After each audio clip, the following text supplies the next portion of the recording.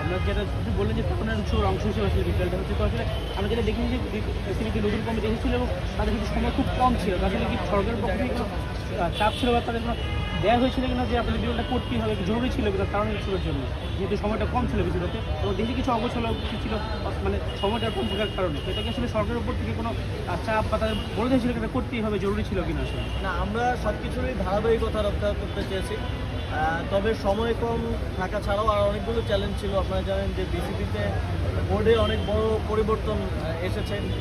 নতুন এসে এত কম সময়ের মধ্যে একটা বিপিএল আয়োজন করাটাও একটা কষ্টসাধ্য ব্যাপার, এবং এর বাইরেও আমার মনে হয় যে অনেক কিছু ক্ষেত্রে সামঞ্জস্য সমন্বয় ঠিকমতো হয়নি, এবং সেক্ষেত্রেও আমরা আমাদের একটা সত্যনুসন্ধান কমিটি করা হয়েছে এনএসসি থেকে।